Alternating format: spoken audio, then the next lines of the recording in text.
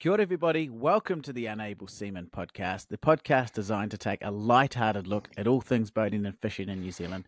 I'm your host, Jake Kerr, and joining me once again is my first mate, best mate, Christian Jensen. How are you? Yes, buddy. Well, less than a month between podcasts. Gosh, we're on to something. Almost like 10 days. Is it 10 days? I think God. it has only been that long. We're almost at the era of sort of professionalism coming through.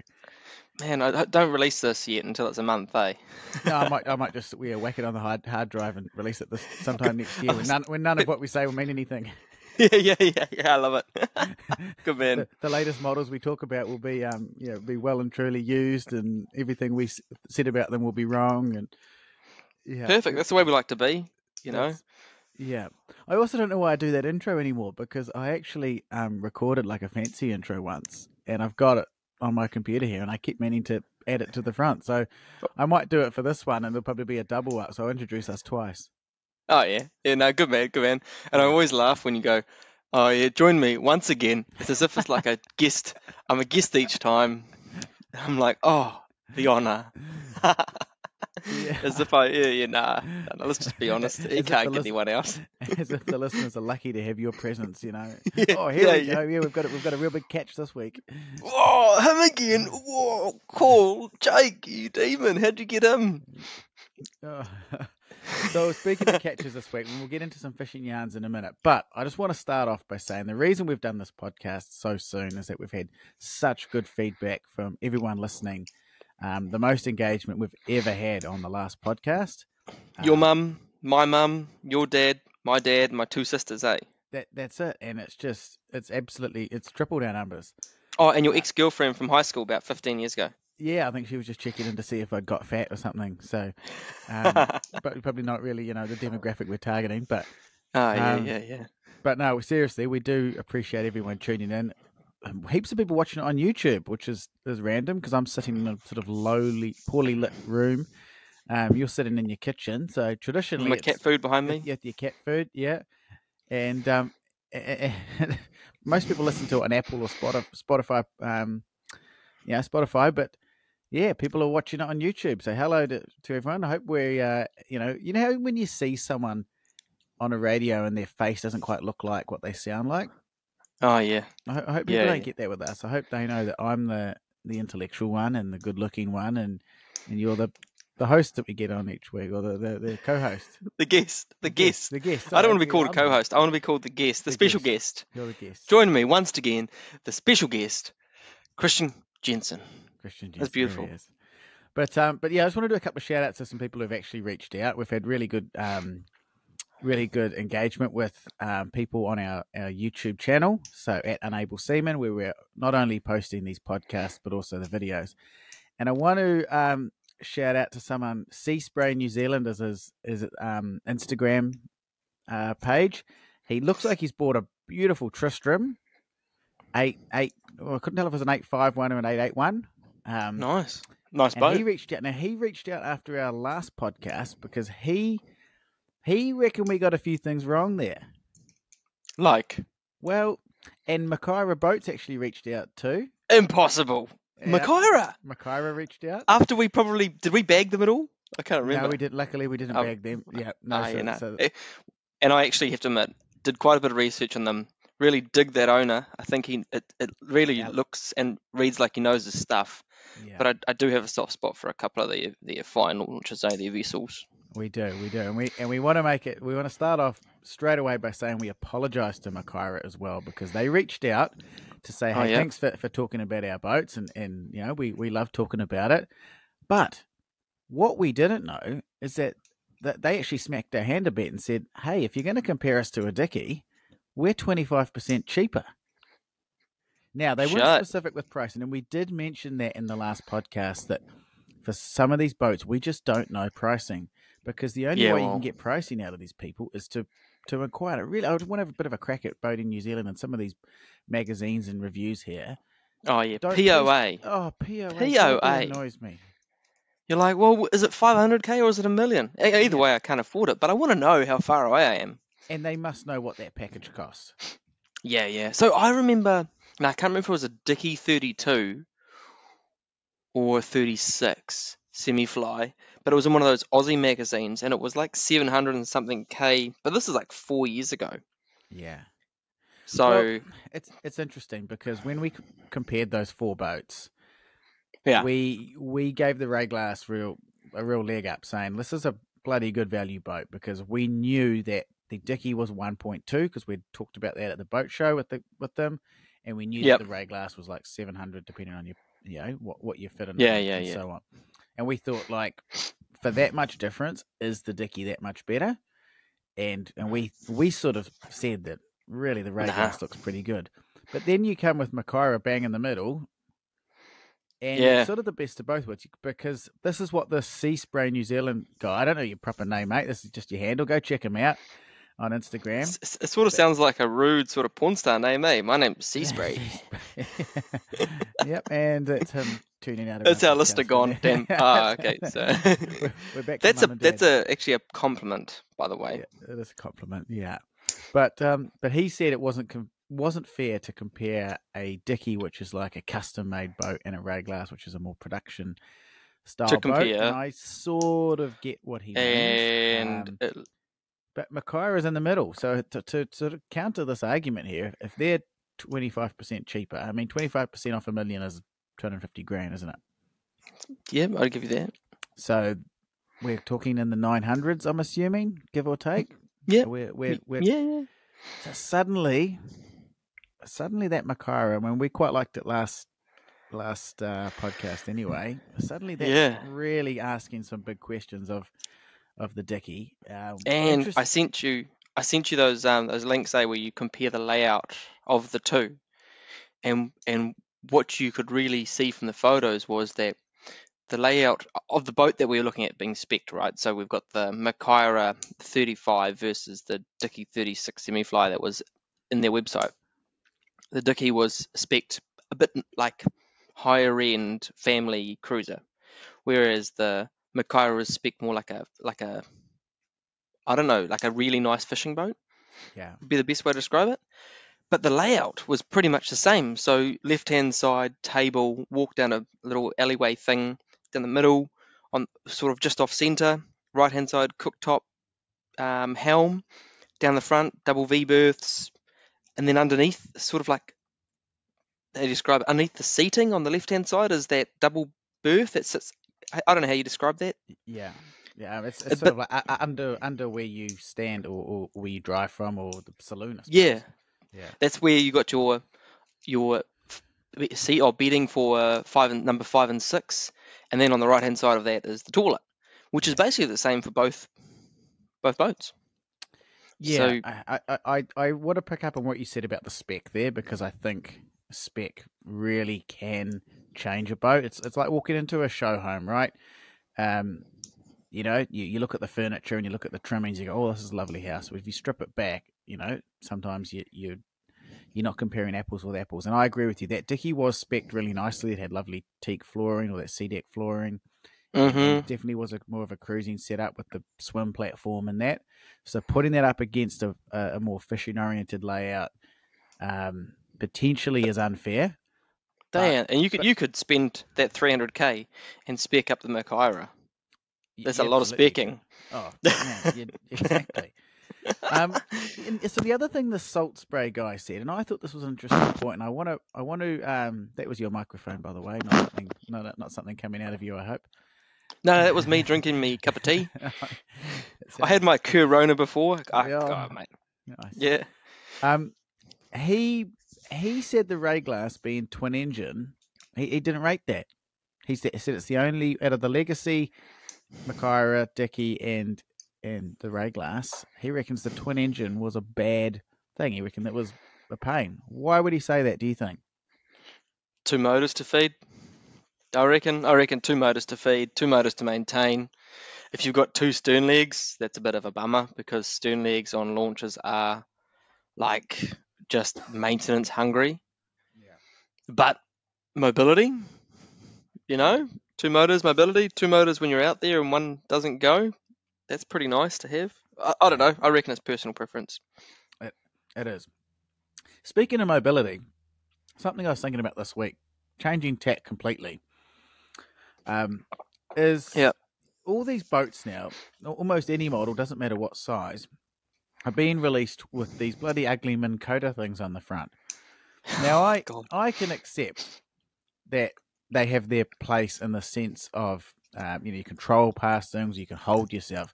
But Christ, they're ugly. On the front, this big white stick dangling off the front of your boat. Normally, you have to have your bow rail chopped funny, which makes your boat look all out of proportion. Yeah. And my point is, with all the latest technology with Yamaha Hellmaster and Mercury have their own one, whatever it's called. Why? Even Rude used to have a really good one. He used to. Oh, ouch. Matt Watson, sorry about that, bro. He's now running Yamaha. All of a sudden, he's like, yeah, Yamaha's the best. It's amazing what sponsorship will do. Yeah, that's why, that's why we've turned down big $1 million sponsorship deals because, we want to cut to the truth, bro? Yeah. That's our line. As soon as we align ourselves to a brand where, we've sold out and we're fake. That's it. And so you and I stand by what we say, and we burn bridges as soon as we make them. Don't want to have that sort of relationship. Yeah. After every podcast, I wait for a sort of cease and desist from a lawyer, but haven't had one yet. But anyway, the point I'm making is, why would you put one of those things on your boat, which need big, heavy batteries? Just said how ugly they are over the Hellmaster. I don't get it. What am I missing? Well, I suppose if you look at it, those boats that have got them only have one motor, eh?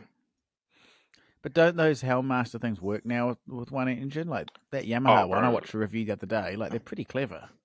I don't know, because I know the Mercury one, you always had to have two motors, and the Evinrude G2 one, you had to have two motors. So I don't know about the Yamaha Hellmaster, but yeah. My understanding is it works. I think two engines is better. You can do it the sideways docking and the Joy Pilot control, with the joystick. Yeah. But I just thought, maybe it's people are going to be screaming at it again. Obviously, being quiet with the casting and stuff. If you want to quiet, at least sneak along a piece of coast. But that's a good point. Couldn't you just set adrift? Yeah, but what if it's a real calm? What if it's a real calm? It's a mint day. Yeah. And you just want to and because you can set tracks and stuff, and just follow this at whatever speed and just cruise along the whole way. They have their place, bro. Yeah. Like in something that's less than 6 meters, actually probably, even around 4 meters. The FC 430 center console sort of stuff. Yeah. All that those would be mint with one. And you'd be on a jigging spot and you'd just be like spot lock, boom. Yeah. Tickety boo. Yeah. And because I know you love pulling up anchors from 50 meters. I do. Yeah, I absolutely love it, particularly when the winch doesn't go. You just, don't need to go to the gym. Did your winch stop working on the Rayglass? No, my winch goes. I would count how many times on one hand I've used the winch on the Rayglass. It's a that's because you don't like bait and burley, eh? So don't like bait and burley, don't anchor. Mate, you don't need bait and burley. Becky, hold out on him until he bait and burleys. And I mean in the way with the fishing rod. I mean the actual. I am gonna stop. Well, you don't need bait and burley, which brings us nicely onto onto my latest fishing mission, which we filmed. So we'll be going live on our at Unable Seamen YouTube channel. Workups in the Gulf, bro. They're back, and you need to get your ass up here because I'm coming up. Insane. Yes. I'm coming up. You got to give me those dates still. You're so good at giving me dates to turn up and say hi, hang out. Yeah. Well, I'm just making sure the fishing's on point. So anyway, to give it your rundown, what happened? So spring, as we know, as most people know anyway, in the Gulf, the workups are on. And I'd got a bit of intel saying, hey, they're a bit early this year. And so we shot out. It was glassy. 40 metres, basically at the top of Coromandel. And these workups were just... You haven't even told me about this, man. This is fresh. This was yesterday. Or Saturday, sorry. Oh, no, Sunday. So, that's yesterday. Yes, Saturday. I can see you laughing. What's in the background? Is Becky giving you shit? Oh, Becky's listening along. Yeah, she has her side of the story, and she also knows where the story's going because it's a bit of an unfortunate end, and I'll get to that. This is great. I love this. Oh, can Becky sit in so I can just see her face while you describe this, and she can say... I'll introduce Becky. I'll give her a name. No, she's recoiling. Come in. If you are watching, this is Becky. This is my partner here. You probably know her. If you watch our videos on on YouTube, you'll see her. She's she's the brains of the operation, really. Oh yeah, okay, righto. So Becky, I've called you on Becky because Jake's pretty good at telling the sort of extravagant truth, whereas I want the lucid memories that you have of yesterday. Well, let me start with my version. Cool. So we went out there, spotted the workups, got some epic drone footage and stuff too, by the way, and just fished them. Now, the interesting thing is these workups were really short and sharp. The water was only 14.5 degrees. And so as it gets more and more into spring, I think those workups will last longer. But we had dolphins, we had gannets. But within about 2 to 4 minutes, they were done. Whatever, bro. You know what you were doing? You're driving straight through the guts of them knowing you. You're one of those frickin' Aucklanders that just comes along, motor up, straight through the middle of a workup. You're actually right. And I've actually got a piece of drone footage. And again, please. Did you? Oh, you fucking muppet. What? We need to do it. Yeah, they lasted 2 minutes because I drove through them 6 times. No, I didn't drive through them. I didn't drive. This is the thing. I put the drone out. I was like, I've got to see these things from the air, okay? And so I put the drone. I went really high because I don't want to interfere with the birds. And you actually can't really see the workup from that high with the drone. But what you can see is these boats, like flies to a piece of shit, just humming for all of a sudden some birds start working, and literally people just hammer down. And no one's looking at where everyone else is. There was everything from a 50-foot riv down to jet skis. Oh, Jesus. Smashing their way. And I thought exactly, any snapper in its right mind will just go to ground. Oh, God. And you were right in the middle of that chaos, being the first dick to the fucking porridge. Well, we were a bit slow most of the time because we were filming or chatting away. And I also said to Becky, you don't want to move with the birds each time. Snapper are slower than dolphins and birds, so you want to sit there, and the snapper will be in behind. But is this your advice also, when it comes to jigging and how successful that is, and bait and burley? Genuinely, I did bait and burley on a workup, but my genuine advice, all jokes aside, is don't keep moving. All you'll do is burn gas. Jesus, bro, this goes against everything you do. We were chasing workups all morning, and we get to the workup, and then it moves off, and he's like, oh, it doesn't matter, it'll, there'll be another one. I'm like, we've been waiting for this all winter, and you're sitting over here, and we're watching people catch fish over there.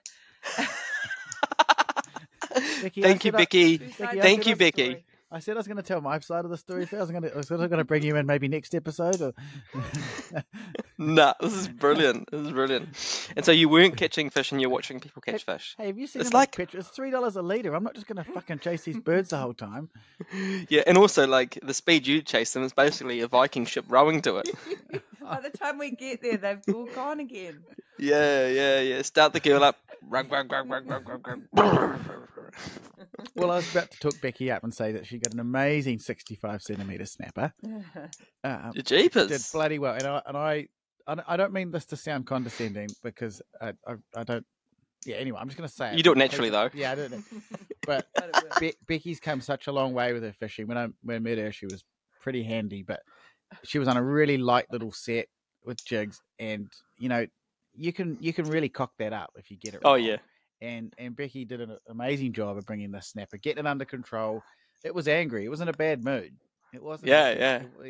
When we broke the bad news to it, it was a real struppy little snapper for a while. Yeah, bloody 5-bar row on its side. Come here, you bastard. And then, because a wee while ago I got tangled, so I had to tie my braid halfway up because I was too tight. I got it wrapped around the prop, and I didn't want to buy and re-spool, so I've joined the braid up.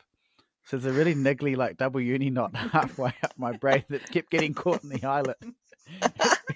Becky kept bitching and moaning about going, I can't, it's trying to wind and it was getting caught.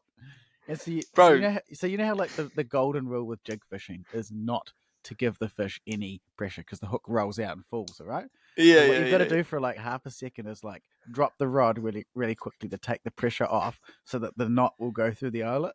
Oh, Jesus. So trying to coach Becky through this.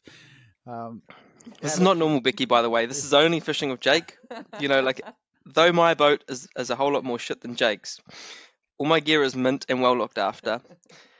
The only knots I have halfway in my spool are because Jake has come along. And do you remember that first time, bro, that I just got this mean top water set and we're out in Steve, the little yellow boat, and we're trolling lures. And I said, Jake, don't put your line out as well because I've got braid and you'll get caught. Beautiful. $150 worth of beautiful casting braid. What happens? You remember this, eh? Yeah, First time out, he gets tangled so bad we just have to cut it and tie a knot. I'm so not surprised, Christian.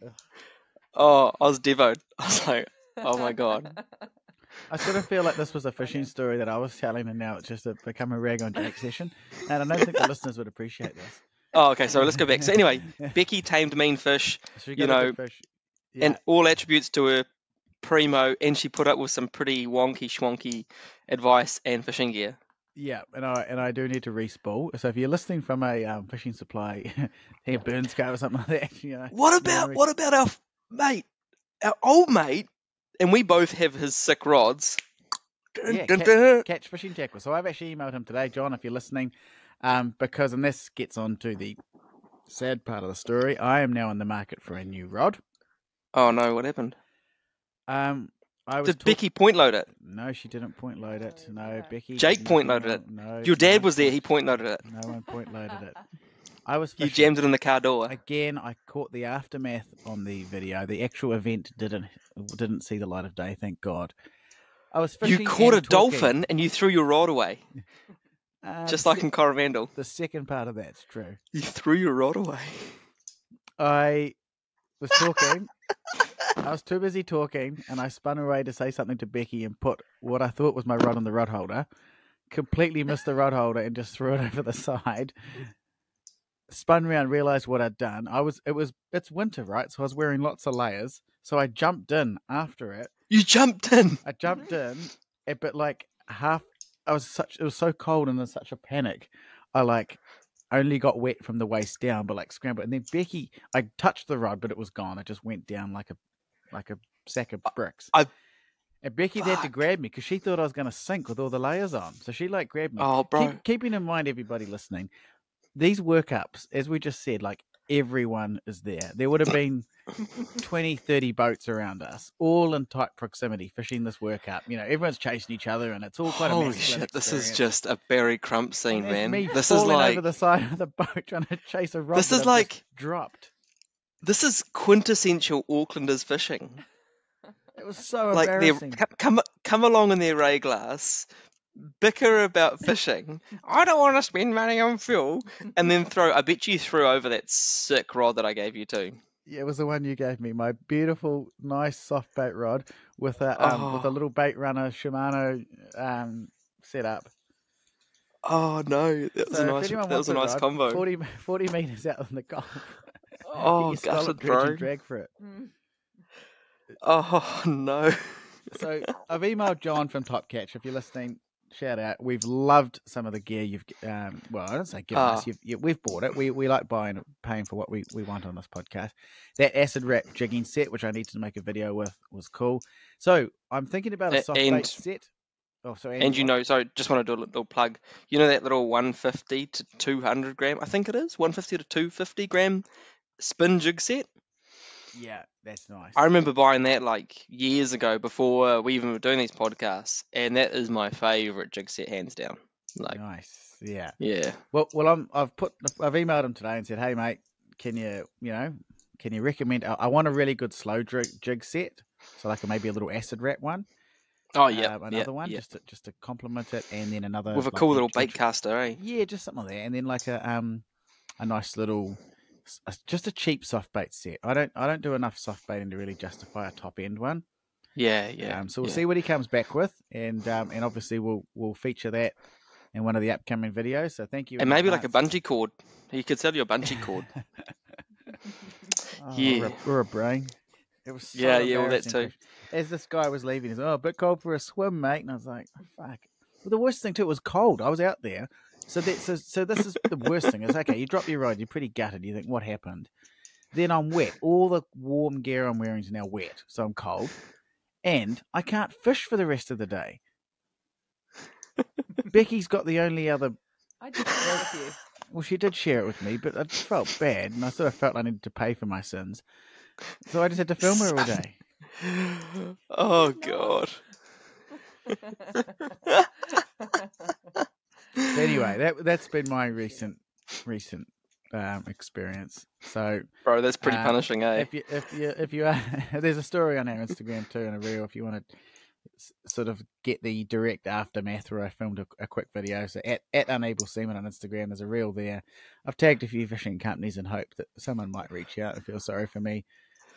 I hope someone like Jarvis Walker gets in touch and says, "I got something for you, mate. It won't break the bank, and it won't hurt you if you." Or old mate, who's that guy? The fishing guy, not Outdoors with Jeff Sinclair. Yeah.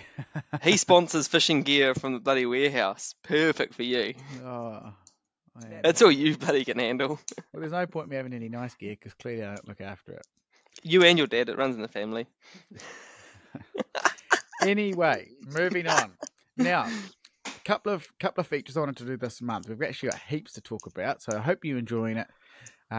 Everyone at home, and again, if you are, please like and subscribe to the YouTube channel, or give us a little message of some sort. We love hearing from you, and I will promise to make contact back.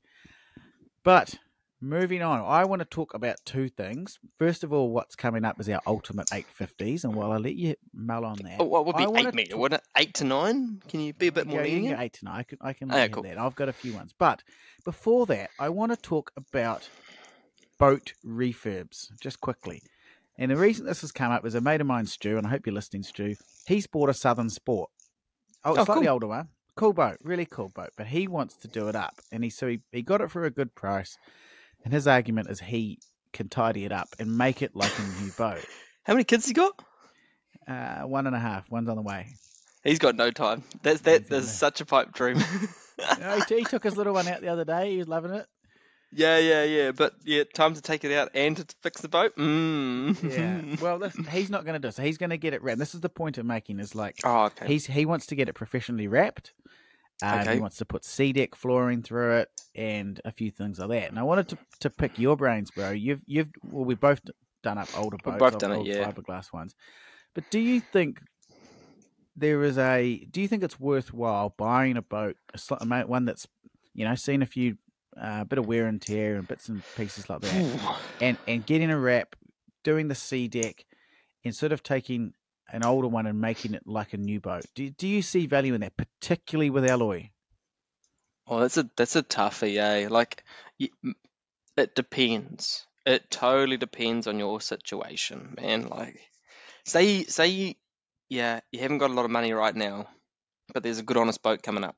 Like, and a good example is I've seen a couple of old Maclays, the 550s, come up, and you can pick them up for like 11 grand in winter with honky ponk donkeys on the back, and spend another 10 grand, say 4 or 5 grand on a half decent 2-stroke Merc, and the rest on doing up the trailer, maybe replacing the trailer and a bit of stuff inside, and you've got you've spent 20 grand, 20, 21, 22, something like that, but you've done it in your own time. So you've like bought your way in, sort of like a mortgage on a house. Yeah. Whereas you probably didn't have 20 grand up front. Do you know what I mean? Yeah, that is a good point, and I see that. I think you've definitely got to make sure that the bones of the boat are right. Yeah, that's a big thing. I walked away from like exactly that scenario from the alloy. She was, how you get that white fluffy stuff, and you're like, oh, yeah, I'm out of here. Well, that electrolysis or any of that sort of lifting an alloy, and that's what does worry me. Yeah, as anyone listens to the podcast knows, Christian and I are massive fiberglass boat fans, and partly of it is because it does worry me with some of these alloy boats when you start getting that bubbling, particularly around like where you clip the cover on with the little stainless dome things or bits and pieces like that.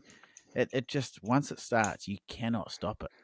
Yeah, and normally those boats that you can afford, like in that price bracket of that, maybe 15 grand. I don't know.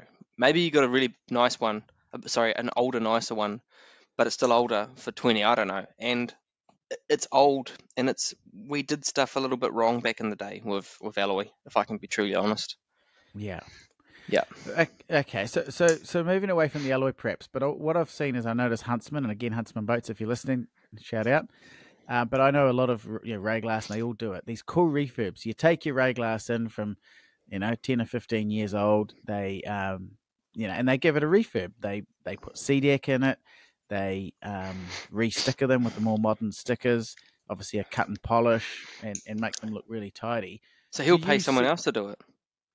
Well, this is what you do. This is a service these guys offer. So Huntsman did a beautiful Dorado the other day. If you jump on their Instagram page, I know the Rayglass I own, for example, the previous owner had this done. It's re-stickered as a newer boat. Do you see value in that?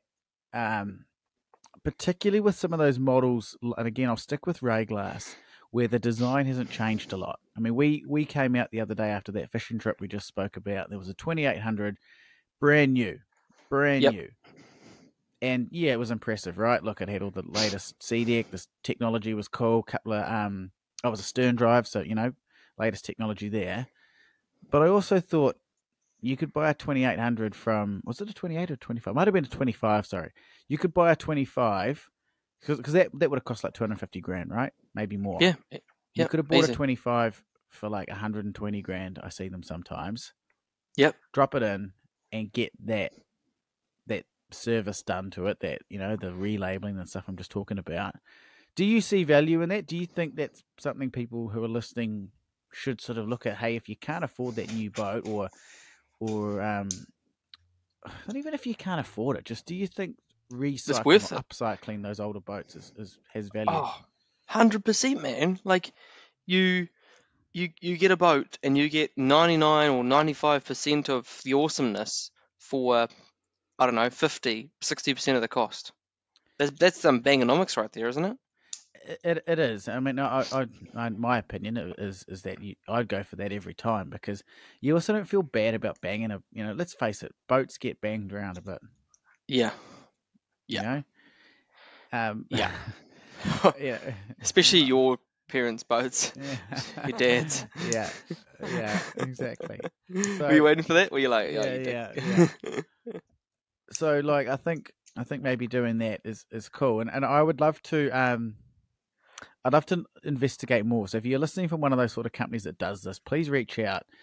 I've thought about doing, for example, C-deck in my boat, and maybe a wrap or something. Like, if I do that, I'll document it and see just if it. I don't know, just to share that process, I suppose.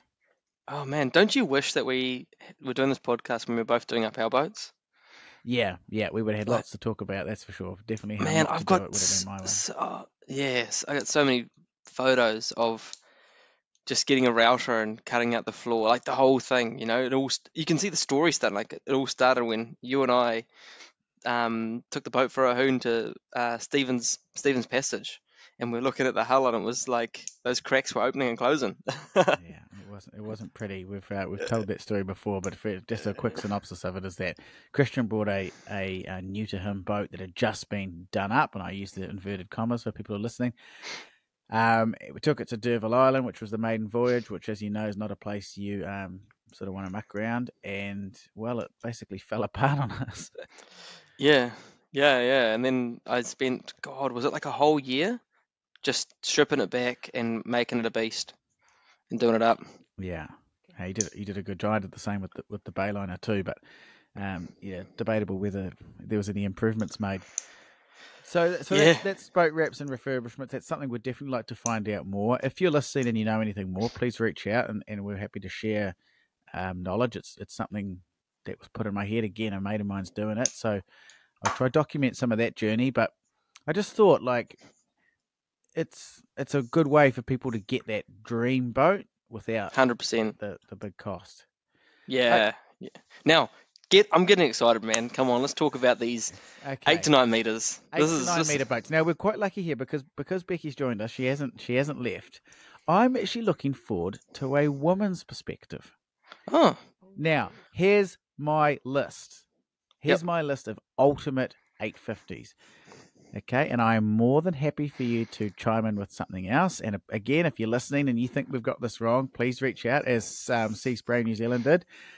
Okay, the Surtees 800, so Mig and Scott's boat, basically. Oh, fantastic. Lovely. Good call. Yep. 500 litres of fuel. Yep. 3 tonne. Big girl.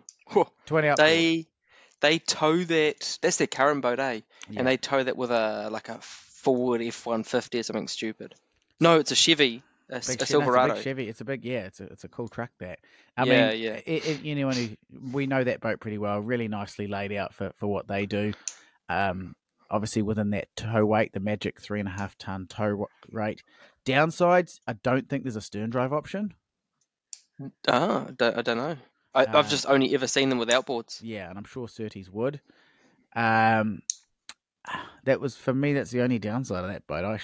We've talked about this before. I really think Surtees is a boat manufacturer that's really leading that sort of trailer boat market at that size, and and smaller as well. Bro, beautiful. Yeah, beautiful. We sort of associate them with cold aluminium and sort of quite utilitarian things, but I definitely think they have lifted their game. Oh, and that one's a sexy rig. Like, I don't know if you would have seen it at the boat show. Oh, yeah, we went on board on the boat show, eh? Yeah, we've been on it, and I mean that's a top of the line one. There's one that lives just up the road from us too, which went out on the weekend. Beautiful boat, just lovely finish on those. And again, you can just see that they've and clever from them. And I don't know who to credit, Neil Surtees, I suppose, but he's taken a really, like I say, a utilitarian product that worked really well. And Surtees, with the ride with the special ballast thing underneath, and so a really good functional boat. Yeah. And just put that nice bit, that's the only word I'm going to use. And I know that isn't a great word, but just made them nice. Put that softness to them that takes them from being just a fishing boat to a bit of a mission boat and a weekender. And I think they've done fantastic there. And that model in particular, I think with the closing up, the closed up hard top, plenty of fishing room out the back, and lots of little features that I just think are really, really clever. And again, if you want a full work through, check out our mates Mig and Scott. They've got a full walk through of their boat on their YouTube channel. And if you want to know a wee bit more about Mig, listen to our podcast when we interviewed him a wee while back. So if you want to go back and have a listen to that one, that was one of our best, our most listened to podcasts, wasn't it? It was good fun. Didn't know that. Yeah, that's pretty. Anyway, cool. My next one, I want your thoughts. Tristram 821. Oh, yep. Very, very nice glass boat. But they follow that recipe of throw a big deep V and lots of weight and a big motor. But yes, very nice boat. So a couple of things I liked about this is that offered in stern drive and outboard. 400 litre fuel tank, which I think is important for a boat that size if you're talking mission wagon. Yep. Oversized for a trailer, so great for room, but a little bit niggly with towing. And that's coming within that 3.5 ton tow rating. Yeah, right. And like price, basically $500,000. I knew you were going to ask that, and I don't have pricing for any of these. Again, as we said at the start of the podcast, finding pricing for boats is such a pain, and we really apologise for that because it is important and it's something we'd love to report on. Yeah. But they're expensive, eh? Like an 8's, yeah. I think the Vanquish is like $250,000. So, do you see them as a serious fishing boat? Particularly that model? I see them as a really nice boat that really wealthy people buy. So is that a no? Maybe they're capable, but I don't know if like a hardcore fisherman would buy it. I wouldn't say maybe they're capable. I think they are capable, but I agree that your hardcore fishing guys are going to go. They'll get some Surtees or with the Staby or something. Something like that. And hey, yeah, that might not be the nicest ride, but blood everywhere, wash it down, blah blah blah. Those boats are just so nice. You wouldn't want to get them dirty. Yeah. So moving to something which I think might be a bit of a halfway house. Well, a halfway house is unkind, but sort of maybe blends the two boats we've just spoken about, the Surtees and the Tristram together. The Makaira 850. Obviously, we've talked a lot about Makaira boats. You've just picked one of my boats, man. Oh, okay. Would you have it in stern leg or would you have it in twin outboard setup? I'd go twin outboards. Same. Yeah. Oh, I'd get it with like twin Mercs. Imagine twin V8s just rumbling away, talking to each other. Yeah. And you can just have that spot lock. Oh, so sexy. Yeah. Yes. And so again, what I liked about that is it's offered in both 470 litre fuel tank. That is huge. I mean, ouch when you fill it up, but that's a serious mission boat. Only thing is, according to their website, 4 ton on the trailer. I think that's starting to get. That's big tow vehicle. Massive. The legality of towing that. There's obviously some restrictions with that, which will be a bit tricky. Well, here's a fun fact for you. I was looking through the Makaira range, and I was just showing Chels, and I think I was showing her the 1000, so the 30-footer, I think it is. Yeah. And I was like, well, what do you think of this here? And she said, could we afford it? And I was like, just no, we can't. She's like, oh, damn, I really like it. You could live on it. You could, 10 meters, 30 foot, 30 something foot. Yeah, you could. It's freaking sexy. Whoa, like. Did I just stop you there? It just sounded like Becky was justifying a big expensive boat there. Well, yeah, I know, because. And then you could live on it, you know. No, but what I want to know is, does this logic? You don't need a house. You don't need a house. No. But hang on a second. So this is very intriguing for me. Sorry, everybody. Has she seen the 1000 or the 35? She's seen but park the Makaira for a minute. We can have a look at that in a minute. Becky's more than happy to tell you that you don't need a house and that you can live on a boat. But I suspect the same logic doesn't work when I try to swing this argument. I reckon maybe one day. Yeah, a big fuck off boat. We can't afford a big fuck off boat and a house, so if we must choose. It's one or the other. Yeah. Okay, Jake. I'm gonna post you one because now you've started me, right? Because you've just stolen one of my boats. Okay. Okay. I'm gonna put it on Messenger. Open that up and get your bloody willy out and shake it at it. How excited are you? And the price is there. No. There's one photo, right? There's one photo where it's just like, oh my gosh. Okay, for everybody at home. Classic Christian has picked one of the ugliest hard tops you can buy. It's not an Innovision, although I did see one of them on the weekend, and yes, they are truly spectacularly ugly. But they're amazing, eh? But it was cut into the water nicely. But this is its ugly brother, which is the Herley. That's so mean.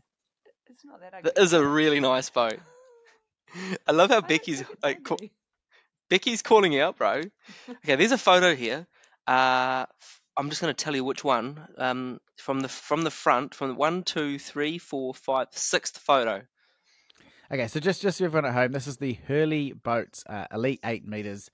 It's got twin Hondas. Twin Hondas on the back, so 400 horsepower in total. It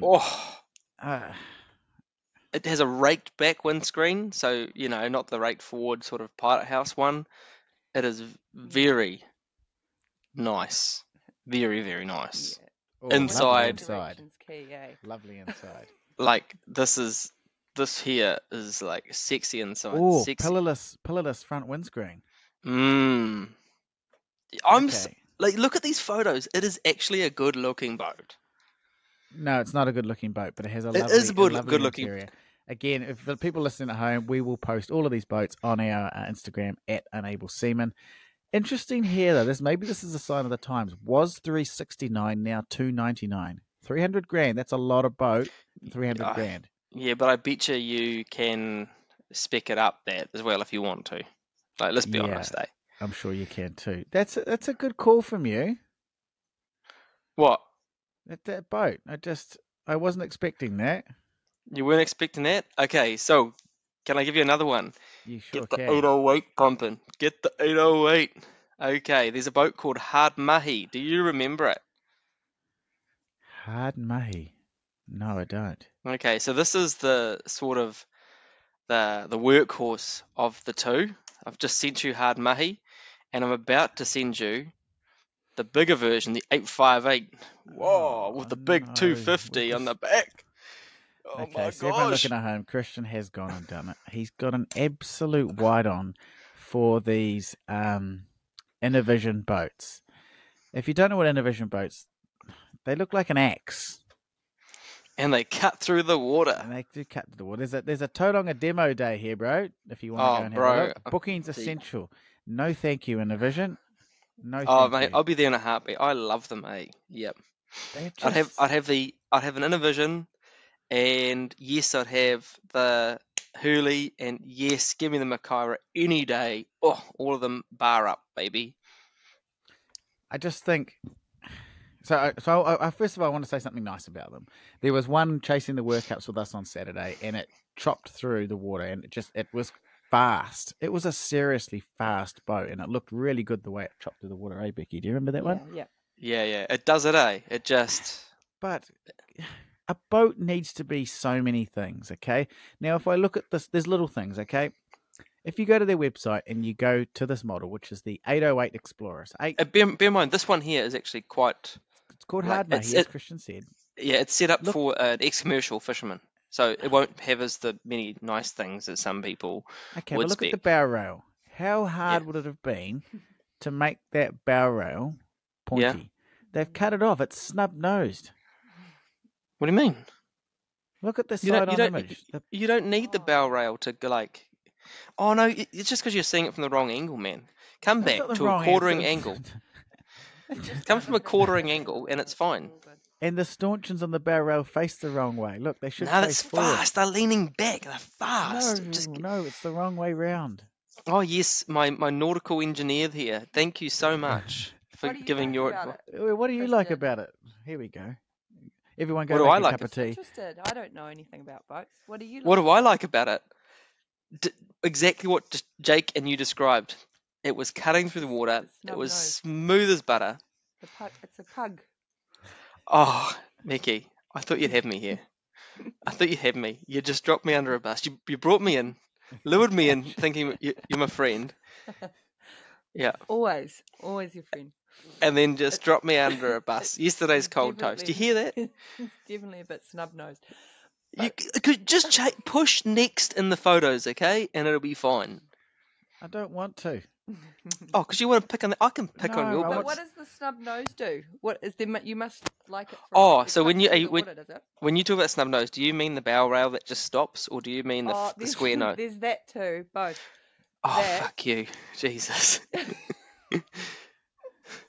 Okay, there are so many good things that the snub nose does. Have you noticed how the Dickey, the axe bow? Okay, so the Dickey, the Herley, yeah, they all have, and actually, to be honest.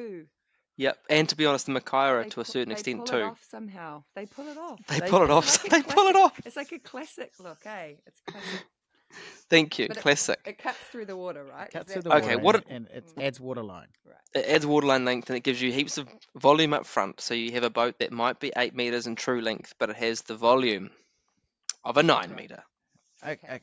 Yeah. Now, that makes sense. And we know this, and that's an amazing piece of design and very clever. The X bow design I'm talking about here, but why does Innovision need to make it ugly?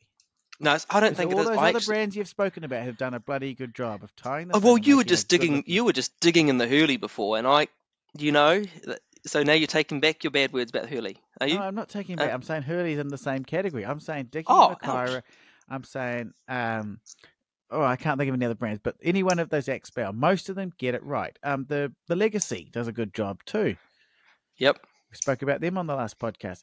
Why does Innovision put out a boat that looks homemade? I actually think they look quite good. Oh, we've been around on this before, but let's just agree to disagree. Okay, I'm going to show you another one because this is the like sort of older design where they have those shoulders sort of roll down nicely.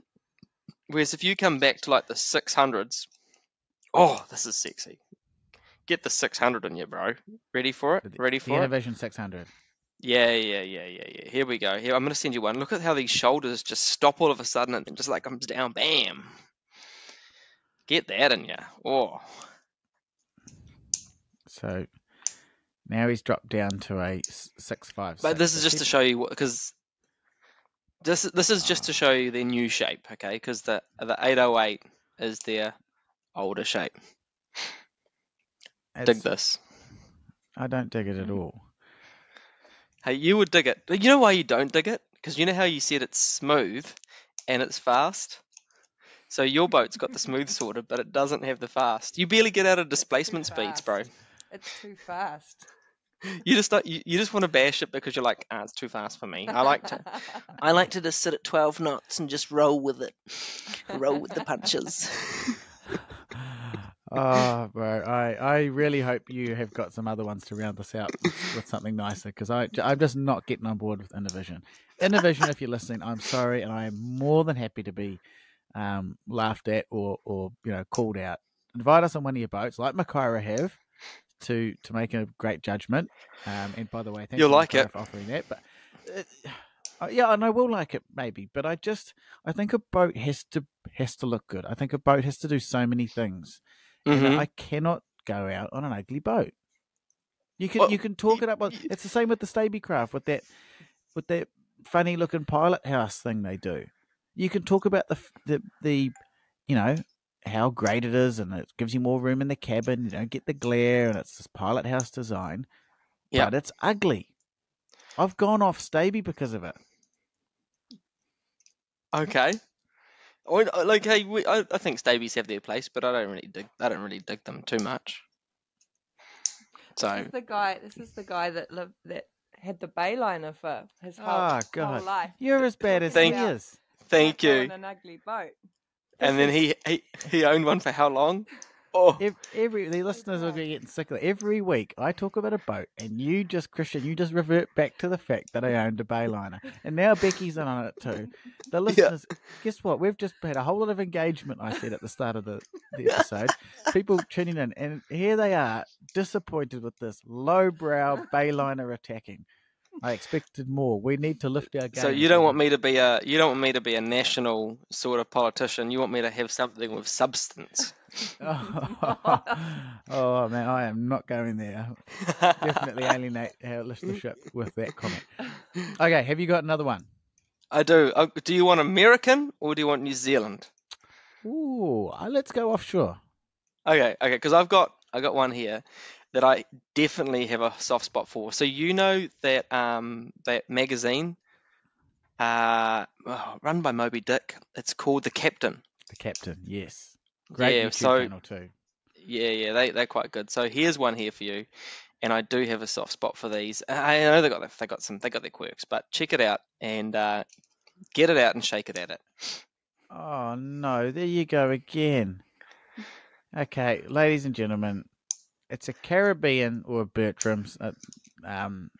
I'd have a Bertram. Yeah, the Caribbean do a lovely big boat. But this is the 24 flybridge. Well, you told me 8 meters, so I gave you 8 to 9. I gave you 8.4 meters. Okay. Now, 272,000 for this one for a 24-foot flybridge sport. Why is a 24-foot boat got a flybridge? Is my first question. Okay, and my second to answer my own question is it's a waste of time because you can't stand up underneath it. Okay, yes, it's got those issues, right? I agree. Oh, you can't stand up in it. Yeah, that's a pretty major issue. Yeah, and also the layout is sort of like it's got the same sort of build quality. No, I wouldn't say build quality. The same sort of like set out. Fiberglass, blah, as your bayliner, right? So like it's pretty basic on the inside for $250,000, but it just has some sort of like vibe about it. Like I want a party.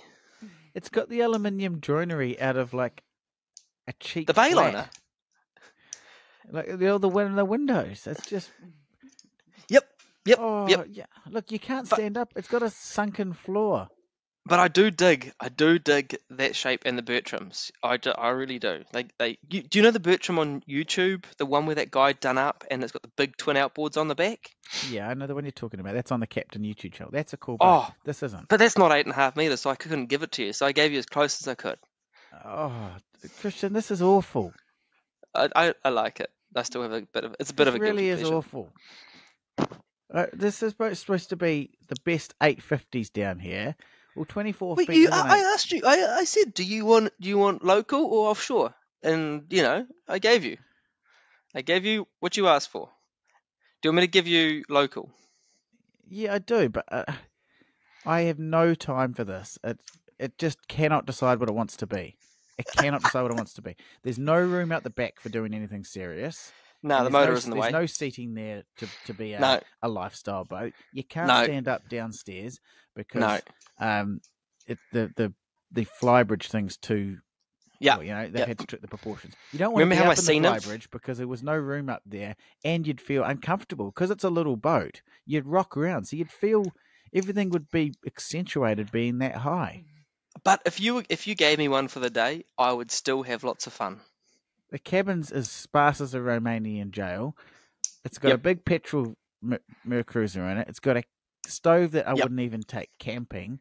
The hardtop isn't lockable. It's just a zip-down curtains reminiscent of a okay. And it's got a ladder for Bunnings to get up to the top. Okay. You Look make at the your gauge point. Cluster. Yeah. Okay. This is. I said American. Like I didn't tell you it was going to be good. I'm pretty sure they're Australian, aren't they? Or are they American? Oh, they didn't they steal or buy the old molds off Bertram, which is American. But whatever. Are you seriously putting a Tristram 821 or a Makaira 850 or whatever? No, I'm not. I just asked you. I asked you, if I was to choose a boat, and I've got to put the Americans up there as a choice for some people, because some people choose Bayliners. Fuck knows why. And so I was like, oh well, I'll give Jake something he might like and throw the dog a bone. So your last one here is a Rayglass 2800. Now this was on my list, but I actually removed it. I removed it because I think, much like the pig you just showed us, the Bertram, this Rayglass 2800, dare I say it, does not cut it in this company. And this what? Is it a good? Like, it does not cut it in the company of these other boats. Is it a good boat? No. Yes, But it's. But does it hold its own against some of these ones we just mentioned? The Surtees 800, the Tristram 821, the Makaira 850. I don't think this cuts it anymore. I think the design's too old. But it's you're talking about 2014, and they probably haven't changed it to 2023. But it's still 8.5 meters. It's still a good hull. No, it doesn't feel modern by any stretch of the imagination, especially when you look at those sort of those pedestal seats with the back-to-back with the storage. That feels a little bit trailer boaty. And the storage in the back are, those bins with the cushions on them. Yep, I get you. But it's still a good boat. Oh, absolutely it is. And would I have one? In a heartbeat. I'd have a 2500. And, you know as much as anyone, I am a massive fan of Rayglass boats. But I just think if you're talking about ultimate 850s here, I think that design is starting to show its age. I don't think the gunnels are high enough. I think the proportions for like hardtop to deck space doesn't quite cut it anymore. It's not a closable hardtop, which to be fair is neither is the Tristram, but the Surtees and the Makaira offer a closable hardtop option. And it just doesn't. The finish again up against this company doesn't. But it's 2014, man. This is 2014. That boat that I picture still $250,000, but it's when he talked about a boat that you could do up if you pay $250,000 and you spend $500,000. I'm pretty sure you can make that boat nice. So no, so we need to be comparing new models here. The problem is that's exactly my point. That is the 2014 2800, and apart from the fact that the stickers are old, it's exactly the same as the new one. That's the point I made earlier. And that's not good enough. Again, against this competition, that's not good enough. Does it fit the category of buying one and doing it up, like we mentioned? Absolutely. But should you have to do up a boat? Like, why doesn't Rayglass do it up? And by do it up, I mean, why don't they reinvent it? Don't know. It's probably because they've got a model that sells, and people just want what they know. I've always dreamed of this, and I want it. Now, again, okay, so your next boat here is, again, it's a second-hand one. I know we've done this just to show the picture and the pricing. It's the Dickey 800. They don't sell them. No, they don't sell. They don't make any trailer boats anymore. Did they stop? Well, I think it's based on because they got too much demand for their launches. Yeah. Now, So, Dickey but I boats, wanted to show you. the Dickey. What I wanted to show you 850 was here. Oh, you go. So the Dickey 850 won one of our ultimate boats in one of our first podcasts. Correct. Now, and so we've definitely got a soft spot for them. But again, does it still cut against what we've just some of these names? That's what I wanted to show you. I wanted to show you how much it's dated. Yeah. So this one here is 2012, and in all fairness, it's probably one of the last ones they made.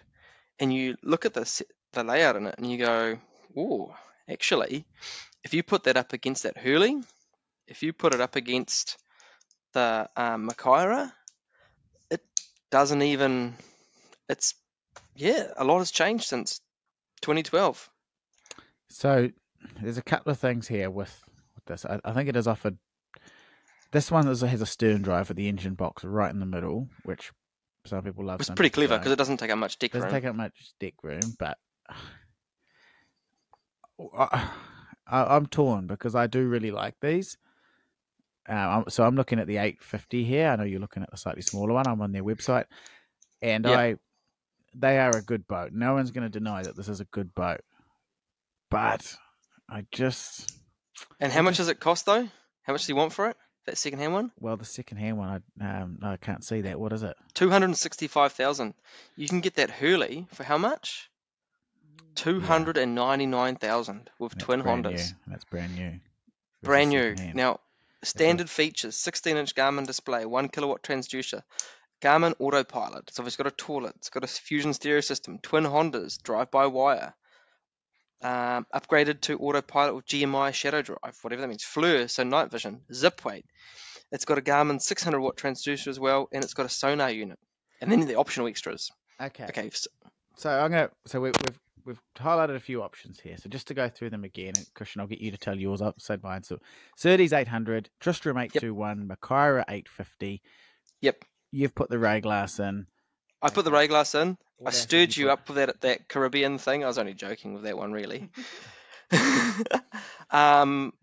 see my Rayglass, and I put in the Herley 8 Metre Elite. Okay, so. Oh, and also the cheeky 808 Innovision, which I have a little soft spot for, which was hideous. Okay, so before I'm going to let you give you time to think. You have to pick out of that list. I want you to pick your top 2. Okay, before I get your answer, we're going to bring Becky back in for a minute here. Becky, out of the list we've just mentioned, so we've got the Tristram we're looking at right now, the 821. We've got the Surtees, from Mig and Scott, the Makaira 850, which this one right here, that's 1,000, sorry, but the Makaira range, lovely boat. The Rayglass 2800. We've seen those at the boat ramp. They're a nice boat, but I still stand by what I've just said. And obviously those pigs that Christian just showed, the ugly Innovision, the Caribbean you can't stand up in, and you're a bastard. And a Dickey that the second-hand Dickey when we said we're new boats. Yeah. So you haven't showed the Herley. Oh, the Herley. Oh yeah, I saw the Herley. Herley. Okay, so you're comparing some of these at a similar price bracket second hand. So we're not talking about new if you won Lotto, right? Or are we? Well, no, what I wanted to show Jake was that there was a Herley for 300k, or you could get an old Dickey for 250k, or you get an old Rayglass. I still like the Dickey. I still think it looks beautiful. So out of all that list, your pick is the Dickey. I really think it looks beautiful. And the Makaira. I think it's beautiful too.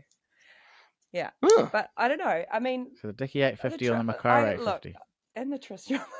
But you can't just... This isn't just...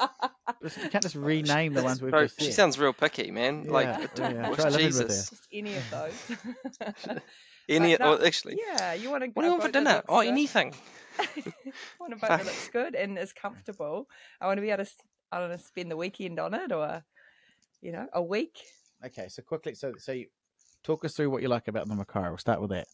I love the look of them. I do love the look of them. We've had so I need to go and see these. I've never seen any of these in person, these boats. So maybe I need to go and have have an actual look, have a walk through. We did have a look Subtle. at. If you're listening, She's doing from well. these Good brands, girl. Becky, Thank you. Yeah, Thank you, yeah. Becky. No, because Yep. I'm only looking at photos, so it's really hard to say from my perspective because I don't know these boats as well as you guys do. But yeah, I love the look of the Makaira. I reckon you could comfortably stay overnight or several nights. Obviously the Dickey, we went on a Dickey at the boat show, the bigger one. I can't tell you the specs. Sorry, Christian. It's all right. I'll let you off. The finishing, just everything was so beautiful. And yeah, I mean, that's more money than we could ever dream of. But if you could choose, I think that would be gorgeous. Yeah. I realise this one that you've put up there is secondhand, but I still think it's nice. Well, Jake, would you look at that? Would you look at that? 2012, and 2012, 250 grand, second hand, and that is Becky's pick. Still a good boat. Don't get me wrong. The Herley, okay, the Herley, is it the Herley? Yeah. The Herley is it looks new. Are you shaking your head at me? New. Like it's new. I'm shaking my head at But you. I just think it's it lacks bring you in the podcast. personality. As what? I think it lacks personality. There we go. I actually like her.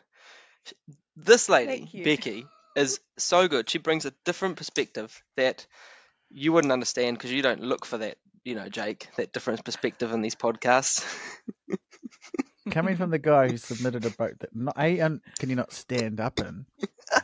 You sit in a top-heavy little chair that would rock you out, it'd throw you out of it. Anyway, Jake, give me your top two. That was a definite no. I am stoked to hear that Becky likes the 850 Dickey. That's quite cool. I actually agree with a lot of what Becky said.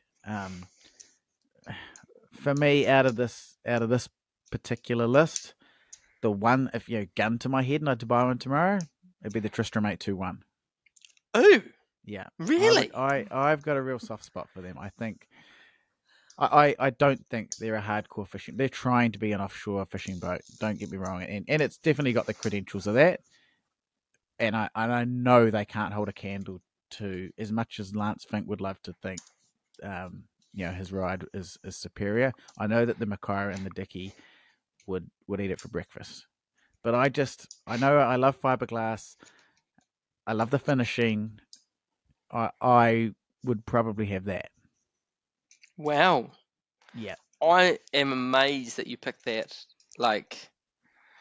Absolutely amazed. Hey, don't get me wrong, great boat. So what's yours then? Oh, mate, Makaira 850, first pick, easy as. And then for me after that, it's a real tough one between, obviously a higher spec in a Vision or the Herley, but I'm going to have to go with the Herley probably. I've got a bit of a softie for that plumb bow. You give me that bit of that plumb bow, you bad boy. Can I tell you something interesting? We haven't talked Sabercraft. I just could not find one that connected with me. We haven't talked Extreme. Yeah. Again, I don't think. I mean, we all know about the Extreme Ride and its challenges there, and I don't think they're a brand that's they obviously built an 850. I don't know if. I don't know if it cuts it in this competition now. I think is it a good boat? Yeah. Is it the premium? Like we're talking about the ultimate 850s here? I don't think so anymore.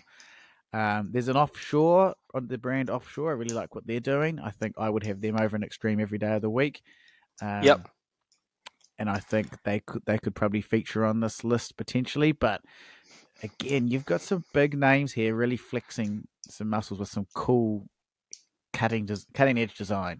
And that's why I went for the Tristram. It's a new boat. It's CAD designed. And again, that's what I like about the Makaira. That's why I think it edges out the Dickey for me, because I think the Dickey was a fantastic boat. Again, one of our first podcasts, that 850, we raved about it. But we've moved on, and the Makaira is a later, it's been designed later. It's got the slightly raised shear line. It's got that Carolina bow they talk about. Oh, beautiful. I just think that the brands on the cutting edge deserve to be at the top for me. And that's why I chose the Herley. Oh, look at that. I'm looking at the photos right now and I'm just going, Sign me up, baby. Sign me up. Spank me and call me naughty. Oh yeah. Well, if Christian's saying that, it might be a good place to start to wrap things up. I've got a couple of things to quickly run past you. A new feature I want. Well, maybe not a feature, but we always do Dog of the Month, and we'll come to Dog of the Month in a minute. But here's one for you, and I'm springing this on you right now, and I have an answer for mine. The ugliest new boat. So we're very good on this podcast of finding old dogs that are a Dog of the Month. But I want to know your ugliest new boat on sale. And I'm going to jump in because I know I've put this on you and I give you time to think. And we've bragged them a couple of times on this podcast already. Have we? The Staby Craft. It's the 1550, I think it's called. 1550 Fisher. We saw one at the boat ramp the other day. It was a ugly lime green color. I'm sorry. It absolutely barked like a dog. Oh, ouch. Oh, like it's got that what do you call it? The glass that doesn't have anything to hold on to. Yeah, so a frameless window is not a good look. Like, I see where you're coming from. Yep. It's the windscreen, is it? Yeah. It's the windscreen. It's the snubby little like rocket launcher thing. The bow that's like needs to be about another meter longer. It looks like someone, imagine if the Queen was displeased. That's what her face would look like. That's the front of that boat. It certainly has a few angles, eh? It certainly has a few angles that it doesn't do it any favors. All of them. Well, like the rear quarter looks okay where you can't see the windscreen. I just think that is, for me, that is the ugliest new boat on sale. Oh, hey, well, that's kind of cool that you put up that one because it's not that new. So I can give you my one then. Okay, go. The Jeannot Mary Fisher. Oh no, yeah, I'm just going to look it up here to reacquaint myself, but I do know the model. Again, the one with the duck board where you dive off it. If you're listening along, we will put all these pictures up on our Instagram at Unable Seamen. It's hard to find fault with what you've said here, bro. I think the real clincher for me is if you look at these images, the duck board is about half a meter above the surface of the water.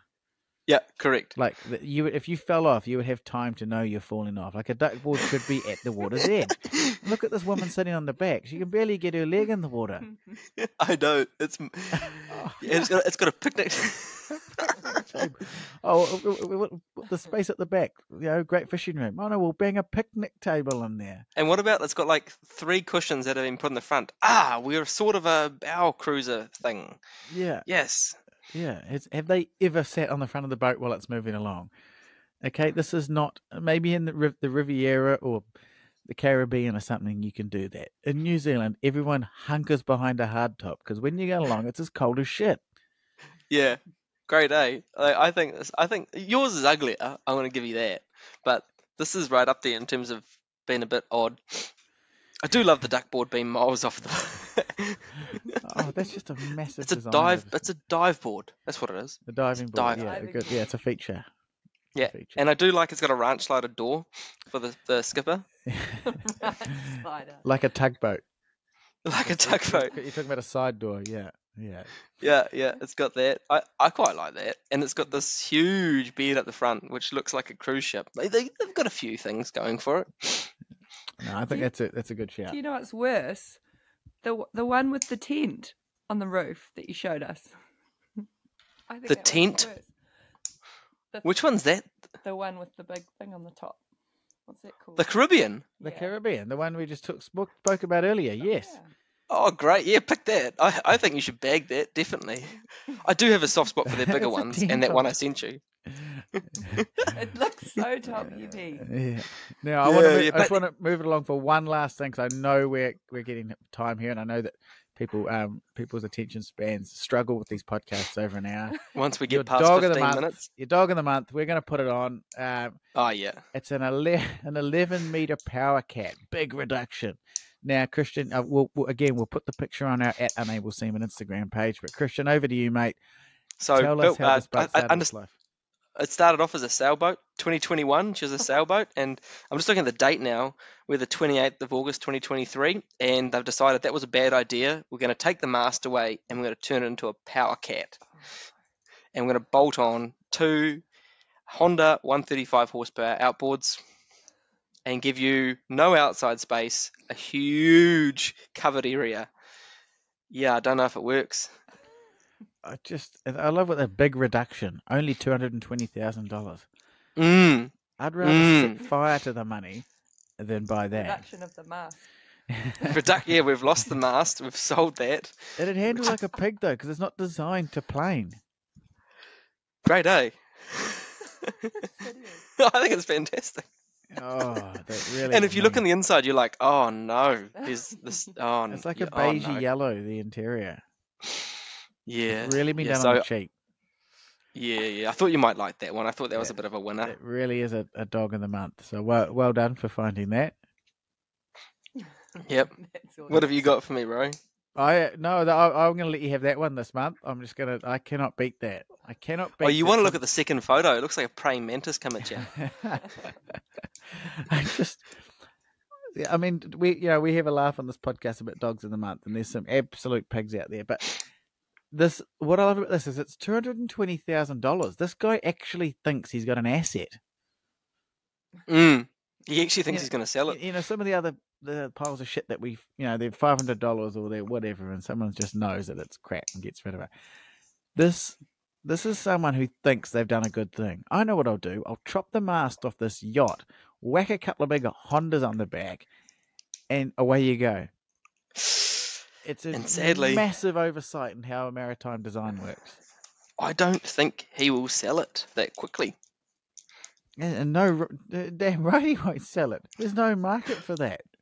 Oh, I love this. I love this new one you got. So I'm going back to the new ugly boat. I've already got another one for the next podcast. Oh, good. Well, we'll save it. On that cliffhanger, we probably should wrap it up. We're going to an hour 15 here. If you've hung around this long, thank you so much. We appreciate the support. We love making this, and we really hope you enjoy listening to it. Again, reach out if. We love hearing from you. The thing that we loved about this last podcast and the motivation to do another one so soon has been your interactions with us, either on YouTube at Unable Seamen or on our Instagram page. Message. Let us know if you think we've got the boats wrong. Let us know if you think we're right or wrong or anything like that. And again, I'm also going to throw this out there. If you have heard about the workup fishing that we were just talking about, and that sounds like a bit of you and you're a bit lost, we have an upcoming video coming out on exactly that topic, including where I dropped my rod. Unfortunately, the moment I dropped it isn't caught on film, but you can have a look.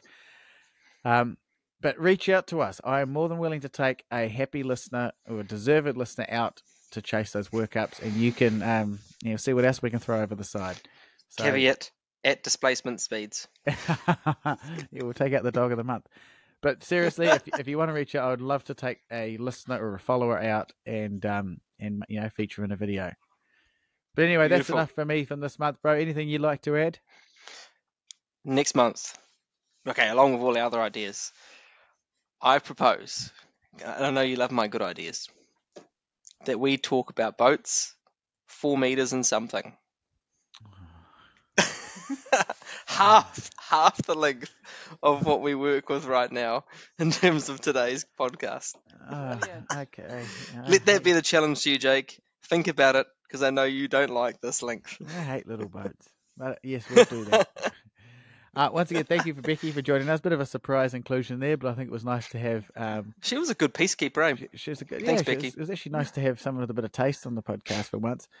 Once again, thank you so much for listening at home, and we will see you again next month. Adios. See ya. Out. There we go. I think it's stopping.